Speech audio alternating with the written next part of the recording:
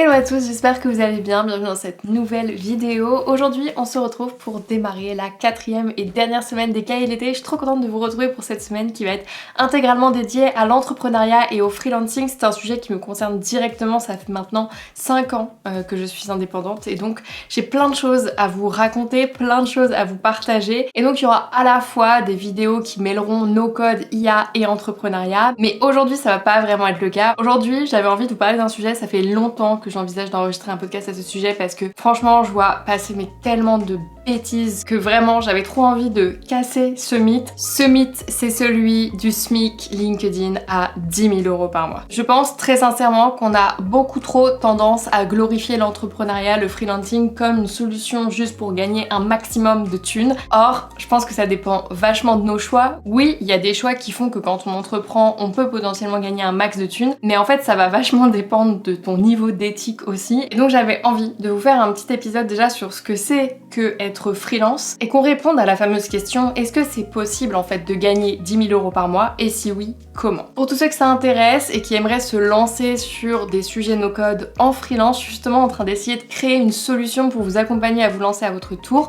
mais pour cela je vais avoir besoin de vous. Donc si c'est un sujet qui vous intéresse et que vous aimeriez participer à la co-construction de cette solution, vous trouverez un formulaire dans la barre de description pour vous préinscrire qui me permettra de vous recontacter. Pour commencer l'épisode, je pense que c'est bien qu'on repose les bases sur qu'est-ce qu'un freelance, parce que ça se trouve il y en a qui ont cliqué sur cette vidéo et qui ne savent pas du tout de quoi il s'agit, ou alors il y a peut-être des personnes qui ont une petite idée, mais vous allez voir que je suis pas forcément d'accord avec toutes les définitions que tout le monde partage. Pour moi la définition d'un freelance elle est très très claire. Un freelance c'est une personne qui va vendre son temps. Il va être recruté par une entreprise et il va être rémunéré selon le temps qu'il va passer sur la mission.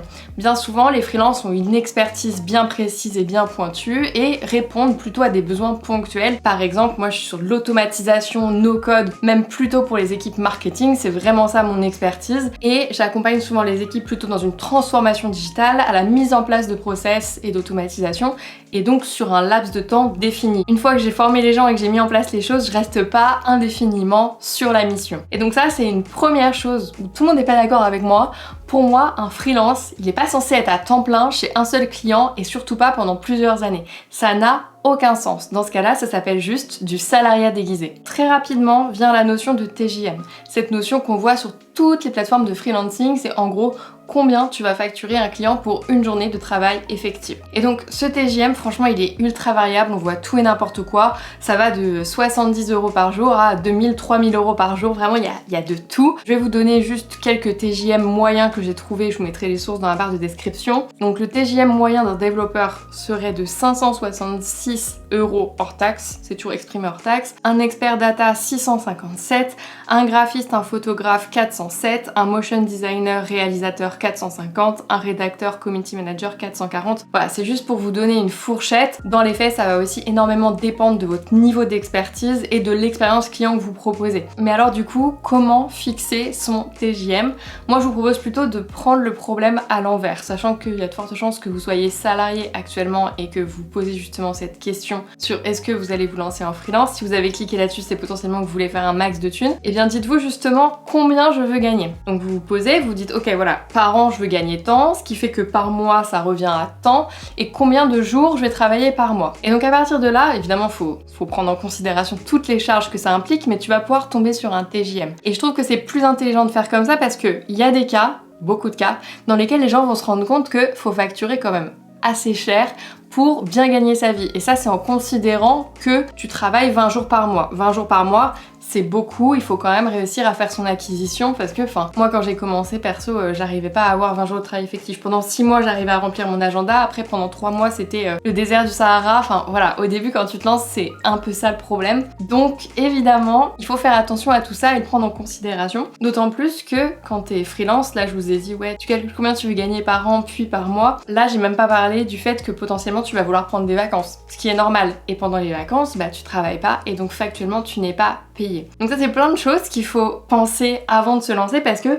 il faut que quand tu veuilles prendre des vacances, tu sois pas en mode ah bah non je peux pas parce qu'en fait j'ai pas d'argent de côté parce que je suis ric-rac tout le temps. Ce n'est pas possible et tu tiendras pas sur le long terme, donc il faut vraiment calculer ton TGM par rapport à ça. Et à l'inverse, moi j'en vois qui facturent genre 70 € la journée en se disant non mais c'est énorme parce que je me lance et à la fin du mois ça fera 1400 € dans ma poche. Non, genre c'est pas du tout énorme, dis-toi c'est pour un temps plein, c'est pas du tout ok de facturer 70 € la journée, c'est ok dans aucun métier, à la fin du mois il te restera rien, même pas un SMIC, c'est pas un SMIC horaire, 70 € la journée, donc ce n'est pas possible. D'ailleurs pendant longtemps moi j'étais devenue anti-TJM, j'étais en mode non, moi je facture qu'à la mission c'est pas de ma faute si moi je mets moins de temps que quelqu'un d'autre pour la faire, ce qui est vrai, sauf que ça marche dans les deux sens. Moi je facturais tant d'euros pour telle mission, sauf que quand la mission s'éternisait, moi j'avais des gros manques de compétences en négociation et donc quand je dis s'éternisait c'est en mode ah bah je me rendais compte qu'en fait il m'avait pas tout dit et que finalement fallait faire ci ça et que je l'avais pas pris en compte dans mon calcul et donc cette année ça m'est encore arrivé hein, comme quoi 5 ans après on apprend toujours pas de ses erreurs mais je me retrouvais donc à être à genre 5 € de l'heure et oui ça arrive encore au bout de 5 ans d'expérience mais c'est pas grave, j'ai appris et donc c'est pour ça que je reviens de plus en plus sur un TGM en me disant bah au moins ça me protège et bon de toute façon dans les faits je fais de moins en moins de missions mais en fait facturer à la mission ça marche que si t'as un archi bon commercial qui va être capable derrière d'aller cravacher pour réclamer tes sous si la mission te prend plus de temps que prévu. J'ai commencé à aborder la question des charges pour t'expliquer un petit peu qu'en fait quand tu factures un client bah tout ne va pas dans ta poche. Je suis pas du tout une experte là-dessus et ce que je te recommande de faire c'est d'aller suivre une chaîne YouTube qui s'appelle La Micro by Flo qui explique justement tout ce qui est charges sociales, enfin globalement d'un point de vue administratif juridique j'ai tout appris avec lui et autre point, moi j'appelle très souvent les impôts quand j'ai des doutes, des choses que je comprends pas, à chaque fois ils me répondent au taquet, vraiment ils sont top. Donc si t'as un problème à un moment quand tu te retrouves face à tout ça, ça n'affranchit pas du tout d'avoir un cabinet d'expertise comptable, mais sache qu'ils sont hyper réactifs. Moi j'arrive tout le temps à avoir quelqu'un en ligne en moins de 5 minutes et en un quart d'heure j'ai ma réponse et c'est hyper rassurant et c'est cool d'être en France pour ça parce que j'ai donc des connaissances qui ont des entreprises à l'étranger. Quand déjà tu parles pas la même langue que la personne qui répond à tes questions, c'est quand même très compliqué. Et donc même si je dis qu'un freelance a forcément plusieurs clients, pour autant un freelance n'a pas besoin d'avoir 1000 clients. Moi, sur les années où je faisais vraiment 100% de freelancing, j'avais 4 à 5 clients max et on va dire que ça se répartissait en mode la moitié qui étaient des clients plus récurrents, en mode 1 à 2 journées par semaine, parce que c'était des missions sur 1 an, 2 ans, quand t'es sur de la transformation digitale, c'est à peu près le temps que ça prend.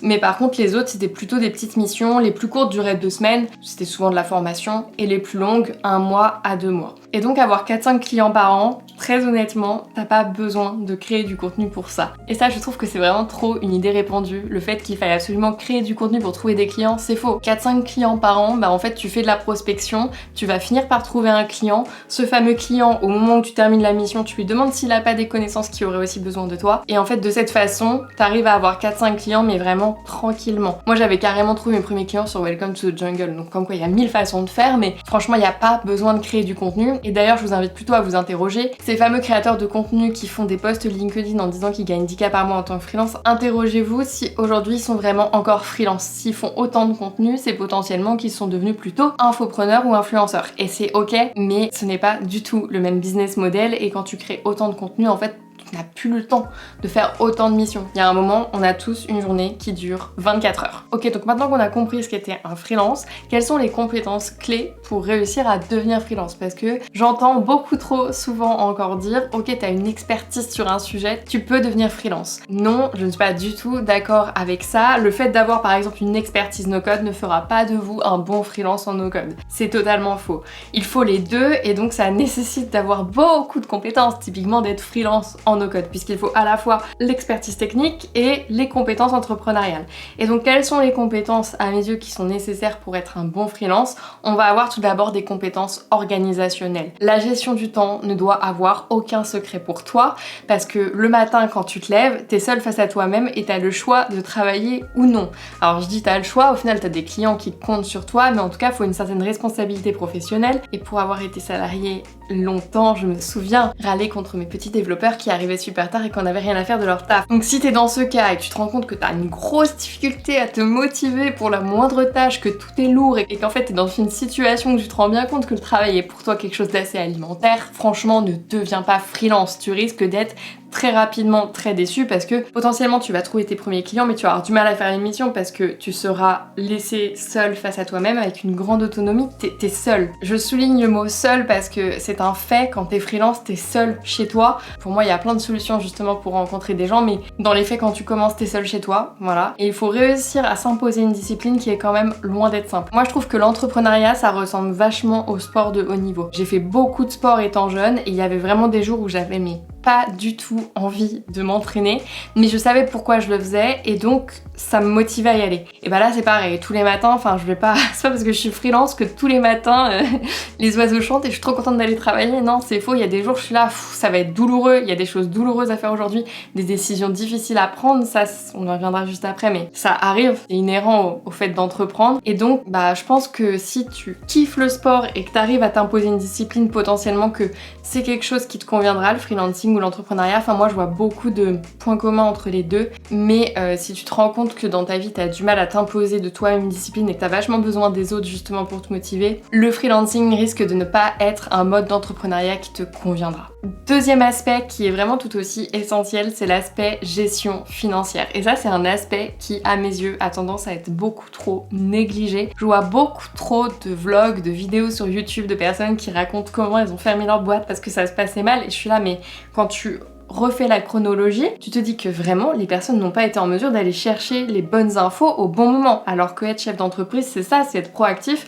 Ça fait jamais plaisir de se taper les pages du gouvernement pour comprendre tes droits, mais je crois qu'en fait t'as pas le choix. Il y a un moment t'es obligé de passer par là. J'appelle les impôts tout le temps, c'est devenu mes meilleurs poteaux et je trouve ça hyper important. Au-delà de ça, j'ai mon cabinet d'expertise comptable, j'ai même déjà fait appel plusieurs fois à des avocats. C'est hyper important et c'est vraiment essentiel et je pense que c'est limite la base, les fondations, parce que si tu comprends pas ce que t'es en train de faire, enfin c'est comme quelqu'un qui voudrait jouer à un jeu mais qui connaîtrait pas les règles. Tu peux pas t'en sortir puisqu'en fait t'es en train d'enfreindre les règles et que t'en rends même pas compte. Donc c'est hyper important et sur l'aspect gestion financière pour moi il faut se faire accompagner et c'est ok, faut accepter qu'on sait pas tout en fait et c'est normal de pas tout savoir. L'école ne nous a pas forcément appris ça, enfin moi en tout cas j'ai fait un bac S, vraiment je n'ai pas appris ça. C'est fort dommage parce que je trouve que ça pourrait être hyper intéressant de un petit peu mieux comprendre tout ça, donc c'est hyper important. Troisième aspect, c'est tout l'aspect communication marketing. Alors quand t'es freelance en vrai, je disais t'as pas besoin d'être créateur de contenu, pour autant t'as quand même besoin d'avoir une vitrine, quelques petites bases pour avoir un portfolio, un site vitrine, même quelques petites bases parfois pour te créer ton profil Malte ou ton profil sur toutes les plateformes de freelancing qui te permettront justement de remonter dans les résultats. Et au-delà de ça, niveau communication, c'est aussi la communication avec le client.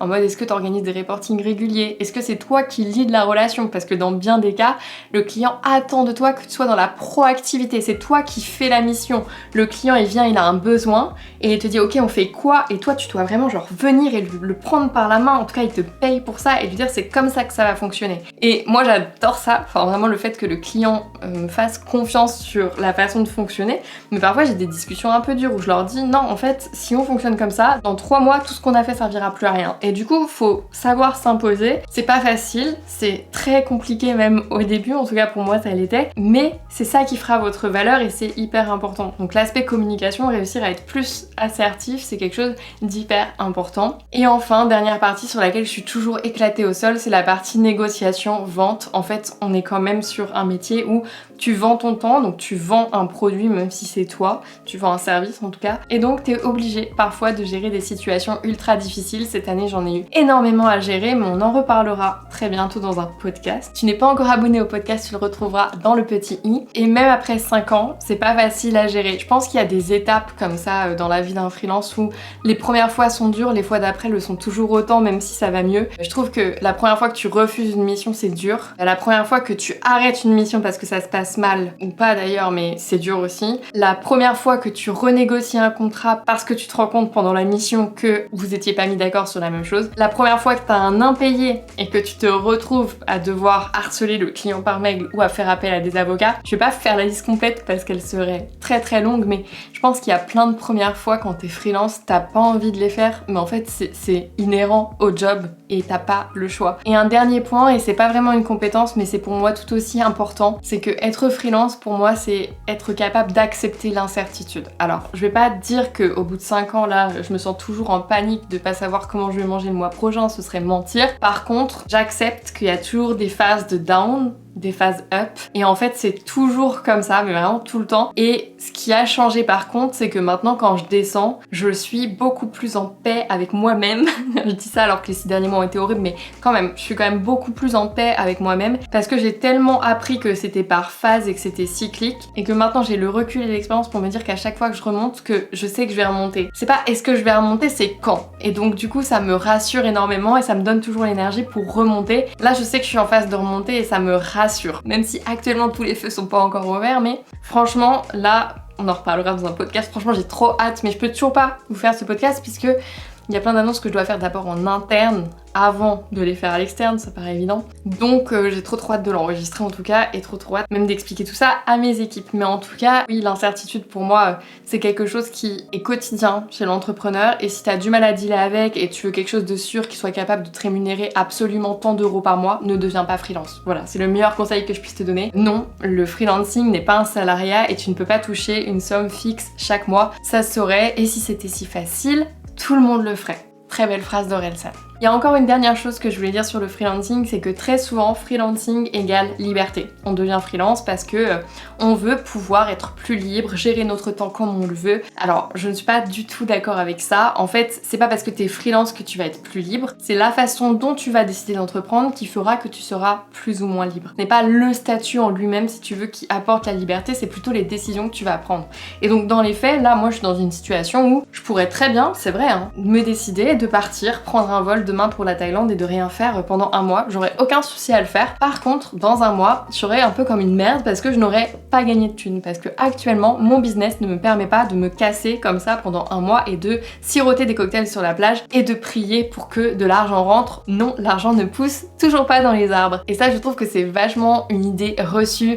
Le fameux business passif. Alors le freelancing, c'est tout sauf passif puisque t'es payé selon ton temps. Et on en reparlera juste après, mais très rares sont les business qui sont réellement passifs. Même l'infoprenariat, faut arrêter de croire que vendre des formations c'est quelque chose de passif, c'est faux. Donc, maintenant qu'on est sur de bonnes bases, un peu longues c'est vrai, sur ce qu'est le freelancing, je vous propose d'enfin répondre à la question, est-ce que du coup c'est possible de gagner 10K par mois et si oui, comment? Alors moi j'ai envie de vous dire que gagner 10K par mois c'est carrément faisable. C'est carrément possible, en fait, il suffit de calculer le TJM qui est associé. Si tu travailles 20 jours par mois à un TJM de 800-900 euros, tu atteindras facilement les 16 000 euros et donc avec les charges, on arrivera à 10 000 tranquillement. Par contre, la question c'est est-ce que tu es prêt à faire tous les sacrifices que cela implique? Parce que dans les faits, ça implique que tu travailles littéralement 20 jours par mois. Alors tu vas me dire, je fais déjà ça quand je suis salariée. Alors oui, mais non. Parce que quand t'es salarié, tu travailles certes 20 jours par mois, mais t'as pas à gérer tout l'aspect administratif de ta boîte, t'as pas à gérer toute la communication de ta boîte. En fait, faut te rendre compte que les 20 jours par mois, c'est sans compter les minimum 4 à 5 jours supplémentaires non rémunérés que tu dois avoir pour travailler sur ton business, pour travailler sur ton personal branding, pour faire de la prospection. Et donc il y a beaucoup de temps de travail en fait quand t'es freelance qui n'est pas rémunéré. Juste le moment où tu vas faire tes factures en fait. Tes factures du mois, bon, tu peux automatiser des choses, mais quand t'as 4 factures à faire par mois, c'est pas non plus hyper intéressant de le faire. Et puis il y a aussi le côté entretien de la relation client. Et 800 euros par jour, c'est quand même un TJM qui est assez élevé, voire très élevé. Et donc en fait, t'auras du mal à aller plus haut que ça. Donc le fameux SMIC LinkedIn à 10 000 euros par mois quand t'es freelance, pour moi c'est un peu le plafond de verre que tu vas pas réussir à péter si tu continues à vendre ton temps. Parce que de toute façon, tu seras limité par le temps que tu as. Tout simplement, ça paraît logique. Tu peux pas augmenter le nombre d'heures, le nombre de jours qu'il y a dans un mois. Si maintenant on parle un petit peu moins de freelancing mais plus globalement de business et comment gagner 10 000 euros par mois, on en a vu plein des solutions polluer les réseaux sociaux. Je dis polluer parce que pour moi c'était pas du tout ok ce qu'ils proposaient. Je parle notamment par exemple des fameux sites de dropshipping, des mêmes personnes qui quelques mois plus tard sont passées sur les communautés NFT. Tout ça pour moi c'est des business qui ne sont basés que sur l'argent. C'est-à-dire que le business existe que pour faire de l'argent. Attention, je ne dis pas que je ne veux pas faire d'argent, c'est faux, mais ce que je dis c'est que ça ne doit pas être la motivation première parce que tu risques très vite de t'épuiser et justement de toute façon à switcher d'un projet à un autre comme ça, très rapidement tu vas juste plonger. À un moment, si t'as pas une mission plus grande qui t'anime, de toute façon tu seras pas en mesure de faire les sacrifices en temps, en énergie nécessaires pour que ça fonctionne. En tout cas, moi je l'ai observé autour de moi. J'en connais des gens qui ont fait ça. Aujourd'hui, ils sont toujours en train de créer un nouveau projet et celui-ci ne décolle toujours pas. Donc Donc la question pour moi, c'est pas forcément est-ce que c'est possible de gagner 10K par mois, la question c'est comment et pourquoi. Donc comment gagner 10K par mois? Donc soit tu le fais en mode freelance, mais il va falloir genre charbonner, et en vrai, tu vas vite toucher un plafond de verre que tu pourras pas dépasser. 10 000 € par mois pour un freelance, c'est quelqu'un qui est à temps plein, quasiment en tout cas, et qui a un TJM déjà très élevé. Soit tu vas aller sur des business beaucoup plus juteux, qui rapportent beaucoup plus d'argent, et dans ce cas-là, c'est pas du travail acharné qu'il te faudra, c'est t'asseoir sur tes valeurs. Et donc là, c'est à chacun d'estimer ce qu'il est ok et prêt à faire pour de l'argent. Moi, je sais que le freelancing, ça m'a vachement amené à m'interroger sur mes valeurs, et je sais ce qui est ok pour moi. Donc par exemple, je sais que faire des pubs quand tu vends des formations en ligne, c'est pas ok pour tout le monde. Moi, je suis totalement ok avec ça. Ce qui compte, c'est pas est-ce que tu fais de la pub ou pas, c'est quelle formation tu vends, en fait, si tu réfléchis un petit peu plus. Et au-delà de ça, je trouve ça un petit peu hypocrite de dire qu'il faut pas faire de pub, alors qu'en fait, si t'es personne, t'as pas le choix que d'en faire, parce qu'il y a un moment, t'as beau créer tout le contenu de la terre, genre je viens de nous sortir 20 vidéos, en fait, ça prend tellement de temps que c'est pas en 6 mois que tu deviens infopreneur si tu ne fais pas de pub. Si tu te reposes uniquement sur de l'organique, pour moi c'est quasiment impossible, ou alors ton business dépendra beaucoup trop de la chance. Si tu veux, l'avantage de l'organique, c'est que c'est gratuit et que ta communauté va être beaucoup plus engagée, mais il y a quand même un gros facteur chance, alors que le payant, bah c'est quelque chose qui est hyper mathématique, t'as des facteurs pour surveiller tes pubs pour savoir si elles marchent ou pas, tu sais comment les améliorer, et tu sais genre améliorer tout ton funnel d'acquisition, donc en fait tu diminues grandement le facteur chance, d'où le fait que pour moi les deux se complètent très très bien, mais bon, ça on en rediscutera dans un nouveau podcast, j'ai prévu un podcast sur le sujet aussi, mais pas toute seule. Autre chose pour moi qui est pas ok, c'est de monétiser ma chaîne YouTube. Vous trouverez jamais de pub sur ma chaîne YouTube, genre toutes mes vidéos sont démonétisées volontairement, parce que je sais que comme je mets déjà en avant mes propres produits, je me dis que vous allez être saoulés si en plus vous vous tapez les pubs des annonceurs, et au-delà de ça, ça risque de diluer le message, donc je ne le souhaite pas, d'où le fait que ma chaîne YouTube ne me rapporte rien directement. Je ne reçois pas d'argent de YouTube, et plus globalement, j'ai appris que si la mission de la mission, justement, enfin en gros les valeurs portées par la mission que je vais réaliser ne me parlent pas, je n'arrive pas à la faire. Donc pour moi c'est hyper important que la mission me parle et que ce soit le premier critère avant l'argent. Par contre, à la question pourquoi tu veux gagner 10 000 € par mois, pour moi il n'y a pas forcément de bonne réponse. Tu peux très bien dire que c'est juste parce que tu as envie de dormir à l'année dans des hôtels de luxe et que tu fais bien ce que tu veux. Moi je sais que c'est parce que j'ai une mission à long terme qui me porte, c'est que j'ai vraiment très envie un jour de créer une école du no-code. Alors je sais pas si ça arrivera, mais en tout cas tous les jours je me motive en me disant qu'un jour ça arrivera et qu'un jour je ferai en sorte que ça arrive en tout cas, et que ce sera un jour mon projet pour de vrai. Mais je sais que tout le monde n'a pas besoin d'une mission comme ça à long terme pour que ça fonctionne. Moi je sais que c'est ce qui me porte. Et donc je voulais conclure en vous disant que si aujourd'hui moi je voulais gagner 10 000 € par mois, donc fun fact, je gagne plus que 10 000 € par mois on va dire en chiffre d'affaires, mais pas du tout en résultat. Donc si je voulais gagner 10 000 € par mois en résultat, d'ailleurs faut pas du tout mélanger les deux, hein. Le chiffre d'affaires c'est ce que tu gagnes vraiment, le résultat c'est ce qui te reste une fois que t'as payé toutes tes charges. Donc si je voulais gagner 10 000 € par mois dans ma poche tous les mois, il y a plein de choses que je ferais différemment. Déjà j'arrêterais la création de contenu. Là je viens de me taper 3 semaines enfermée chez moi dans mon studio à enregistrer des vidéos tous les jours, autant vous dire que j'aurais préféré passer mon été ailleurs. Surtout que j'ai pas gagné 1 € en faisant ça. Ensuite j'arrêterai aussi les formations, parce que les formations, on a beau dire tout ce qu'on veut, ce n'est pas un business passif, surtout que moi je fais des bootcamps. Bon je sais que c'est mon choix, mais c'est parce que c'est ce que j'estime une bonne formation, donc autant dire que je ne ferai pas ça, vraiment pas, parce que ça ne me rapporte pas du tout assez d'argent. Et surtout bah du coup je ne ferai que des missions de prestation de service, parce que quand je vois mon TJM aujourd'hui, je sais que je gagnerais beaucoup plus d'argent si je faisais que ça. Et ça c'est une discussion qu'on avait il y a pas longtemps avec Marine justement, parce que elle me disait non mais toi ton business il grossit et tout, c'est trop cool, il y a plus d'inquiétude à avoir. Je dis mais tu sais que l'inquiétude elle reste toujours, parce que aujourd'hui je suis dans une situation où en fait j'ai tellement de charges tous les mois, bah notamment avec l'équipe en fait, que je me dis waouh, en fait quand il y a une baisse d'activité comme là au mois d'août, mais en fait il faut pouvoir le préparer pour réussir à payer tout le monde à la fin du mois. Et ça c'est des difficultés encore différentes de celles d'être freelance, parce que quand t'es freelance, bah c'est juste toi et ton argent, ton compte en banque, tu le regardes, tu sais si tu veux partir en vacances. Là non, genre faut que tu regardes si 3 mois plus tôt, t'as réfléchi à la strat marketing qui allait te donner la possibilité d'avoir de l'argent de côté pour pouvoir tenir 3 mois sans rentrer d'argent. Enfin bref, toutes ces thématiques propres un peu à la taille de mon entreprise qui est, je trouve, la taille... Enfin, je vais pas dire que c'est la pire, mais je trouve que je suis dans l'entre-deux. Je suis genre trop petite pour être une vraie entreprise où ça roule tranquille et tout va bien, et je suis trop grosse pour être freelance et n'avoir aucune charge, et donc bah, je me retrouve dans l'entre-deux où En vrai, c'est compliqué, c'est quand même compliqué. Et donc pourquoi finalement je ne prends pas toutes ces décisions?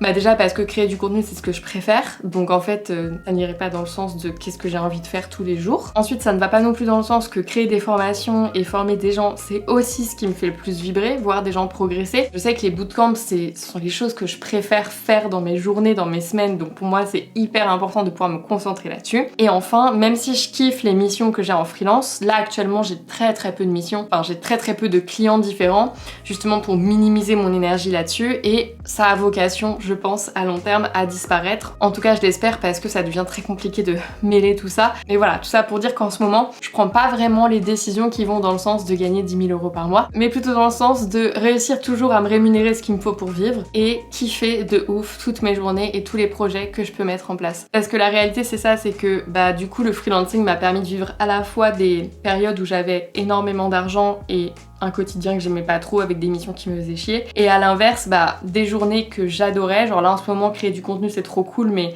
bah, c'est une phase où je gagne beaucoup moins d'argent et franchement le choix il est vite fait hein. Je préfère avoir beaucoup moins de thunes et faire ce que j'aime qu'un max de thunes et faire que des trucs que je déteste. Il y a même pas de question à se poser, mais après je pense que là-dessus ça dépend vachement de chacun, et je pense que avant de se dire mon objectif en me lançant en freelance c'est de gagner 10 000 € par mois, faut d'abord peser le pour et le contre, avoir conscience de ce que c'est que de se lancer dans cette aventure et se rendre compte des sacrifices que ça va impliquer, parce que nécessairement, que ce soit des sacrifices en termes de charge de travail ou des sacrifices notamment sur ses valeurs, il y aura des sacrifices à faire pour réussir à atteindre cet objectif. Bon écoutez, j'espère que je vous aurai quand même pas dégoûté du freelancing. Être freelance c'est quand même trop bien, c'est quand même pouvoir tous les jours faire le choix de ce qu'on fait, et ça j'avoue c'est quand même très agréable, pouvoir me dire que là à la rentrée je vais pouvoir lancer des nouveaux projets et de me dire que c'est moi qui porte la vision de ces nouveaux projets. Bon je suis pas toute seule à choisir tout, mais ça me fait trop plaisir. Moi j'ai toujours eu beaucoup d'idées, et pouvoir me dire qu'aujourd'hui j'ai la capacité de les concrétiser, c'est trop cool, j'aime trop, et clairement si je fais ça c'est pour ça. Bon, aujourd'hui je suis plus vraiment freelance, on peut plus dire que je suis freelance puisque j'ai quasiment plus de missions et que la plupart du temps je fais de la création de contenu ou de la création de formation, mais j'ai quand même été freelance pendant plus de 3 ans